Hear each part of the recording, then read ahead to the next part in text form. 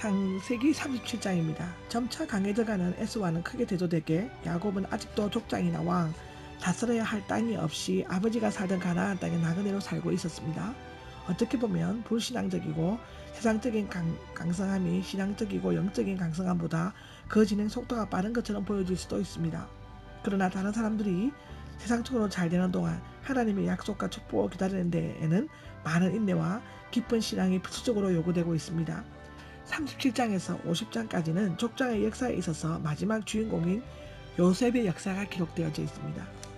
그는 철저히 하나님의 뜻을 따른 신앙인이며 모든 면에 있어서 그리스도의 구원의 그림자가 되어 있습니다. 형들의 시기와 요셉의 꿈이 1장에서 11절에 나오는데요. 야곱은 자리 잡고 살았다는 것은 세일로 이주하여 크게 번영한 에서와는 달리 야곱은 떠돌면서 나그네 살이하던 아버지가 머물러 살던 약속의 땅에서 자리 잡고 있었습니다.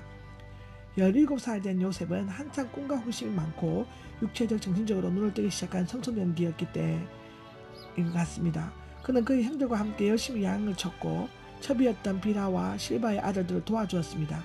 아마도 다른 형들은 첩의 아들들이라고 멀리하려고 했던 것 같이 보여집니다. 요셉의 너그러운 마음을 엿볼 수 있습니다.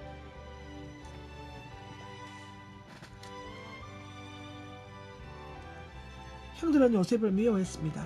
그래서 아마 요셉은 형들의 일을 아버지에게 일러 바치곤 했나 봅니다. 아마 그들은 아버지 몰래 가축을 팔아먹거나 서로 심하게 다투거나 다른 사람들에게 못쓸짓을 해줄 수도 있습니다. 마음이 올바르고 신실한 요셉으로서는 그런 불의를 그대로 지나칠 수가 없었나 봅니다. 그는 가장 사랑했던 어머니 라헬이 그것도 나이 많아 얻었고 또 마음씨도 곱고 얼굴도 잘생겨서 그렇지 않나라고 기록되어지기도 합니다. 그래서 남달리 왕이나 귀한 사람들이 입는 채색 옷을 입혔다라고 기록되어 있고요. 이 소매가 긴 겉옷이라는 뜻인데요. 아마 귀하게 여겨졌기 때문에 귀한 옷을 입혔나 봅니다.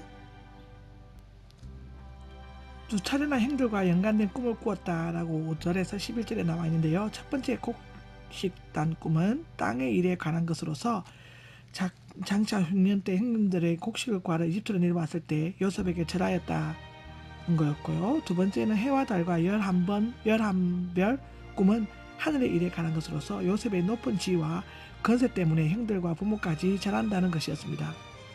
이 꿈 후에 이집트로 내려간 형들과 야곱이 요셉에게 절함으로써 정확히 실현되고 있죠. 요셉이 꿈 이야기를 했을 때 10절에서 11절 보면 야곱은 하를 내었다라고 되어 있죠. 아마도 그 꿈 때문에 형들을 자극하게 되어 좋지 못한 일이 벌어질 수도 있고 또 그 내용 속에 자신도 포함된 것이 황당하고 불쾌했기 때문이었을 것으로 보여집니다. 사실상 이 꿈에는 개신적인 의미가 있었고 앞으로 일어날 일에 대한 예언하는 것이었습니다. 이에 대한 야곱은 그 일을 마음속에 간직했다고 되어 있습니다. 형들은 시기했습니다. 만일 그들이 이 꿈 이야기를 마음에 간직하고 유의했더라면 요셉을 죽이거나 팔려고 하지 않았을 것입니다. 요셉이 형들을 만나러 갔다고 기록되어져 있는데요. 형들은 안부를 알아오라는 아버지의 분비를 받고 요셉은 헤브론 골짜기에서 70km 떨어진 세겜으로 떠났습니다. 세겜은 전에 야곱의 식구들이 살았었고 또한 디나가 욕보임을 당했을 때 두 아들이 주동이 되어 살인과의 악탈을 자행했던 곳이었습니다. 좋은 목초지가 있었고 야곱의 우물도 있었습니다. 그곳에서 형들을 찾지 못하자 사람에게 물어 24km 떨어진 도단까지 갔습니다. 도단은 엘리사의 기적이 일어났던 곳으로 기록되어 있습니다. 목초지가 아주 많은 것 같습니다. 형들은 비록 요셉을 미워했지만 요셉은 끝까지 그들을 찾으려고 했고 아버지의 분부를 충실히 지키려고 했습니다. 우리는 요셉이 아버지의 명령을 쫓아 형들의 사악한 업무가 기다리고 있는 세겜과 도단으로 떠나는 것처럼 하나님의 아들은 사탄의 시험이 기다리고 있는 곳으로 성령에 이끌려 가셨습니다. 마태복음 4장 1절에 기록되어져 있습니다. 야곱의 아들들은 요셉을 동생으로 여기지 않고 아버지의 사랑을 독차지하고 자신들을 무시하는 철천지 원수인 것처럼 여겼을 것입니다. 미워하고 질투했겠죠. 그래서 자신들을 위해 먼 길을 힘겹게 찾아온 요셉을 죽여버리자고 모의했습니다. 그들은 선을 악으로 갚고 진실을 거짓으로 덮으려고 한 것입니다. 형제간의 미움과 질투, 시기는 가인에게서부터 이어온 뿌리 깊은 제약이며 형제를 미워하는 자는 살인하는 자라고 요한 1세 3장 15절에 기록되어져 있습니다. 그들이 요셉을 죽이려고 한 것은 요셉의 꿈이 이루어지는 것을 막기 위한 것이었습니다. 그들은 누이에 대한 보복으로 세겜 사람들을 죽이려고 음모를 꾸몄고 이제는 자신의 동생을 죽이려고 모해하였습니다. 요셉은 꿈을 저지시키려고 한 것은 하나님께서 주관하시는 요셉의 생명과 미래를 자신들이 마음대로 움직일 수 있다는 인간적인 교만과 불신앙에서 비롯된 어리석은 음모였습니다. 한 치 앞도 내다보지 못하는 연약하고 제한적인 인간이 하나님과 대적하여 싸우려는 것은 실로 한심한 일이 아닐 수가 없습니다.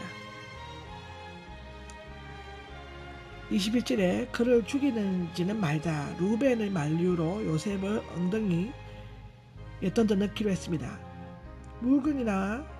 물이나를 저장하기 위해 깊게 파놓은 엉덩이로 보여지고요.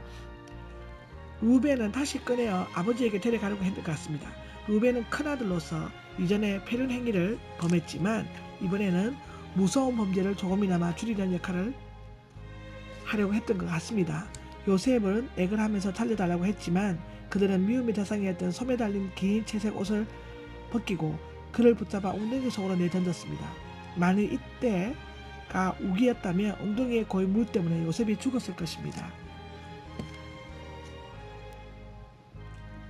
한 무리의 이스마엘 상인들은 25절에요. 마침 이스마엘 상인들이 길르앗에서 오고 있었는데 이들은 미디안 상인들로도 불러졌습니다. 왜냐하면 이스마엘은 여종 하갈에게서 비롯된 아브라함의 후손이었고 미디안도 그두라라는 첩에서 비롯된 똑같은 아브라함의 후손이었기 때문입니다.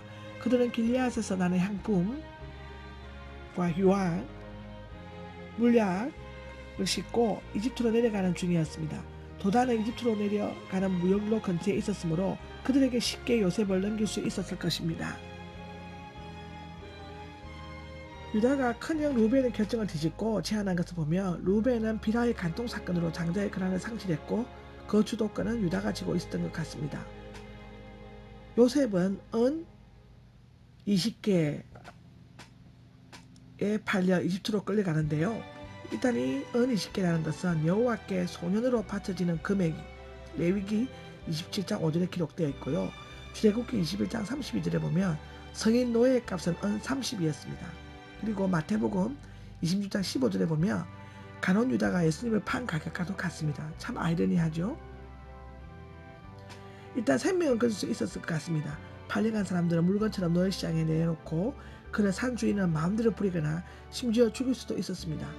요셉 개인으로서는 형제들에게 팔려 이집트로 끌려간 것은 엄청난 불행이었지만 거기에는 이집트에서 큰 민족을 이루시는 하나님의 섭리가 있었습니다.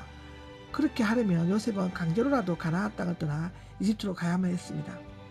하나님께서는 때로 인간의 배신과 불행까지도 자신의 목적을 이루시기 위한 수단으로 삼으십니다. 그렇지만 그 형제들의 잘못은 변명할 여지가 없었죠. 물 없는 웅덩이 무역로가 있는 도단 이스마엘 상인들은 결국 요셉을 이집트로 가게 하는 섭리적인 방편들이 되었습니다.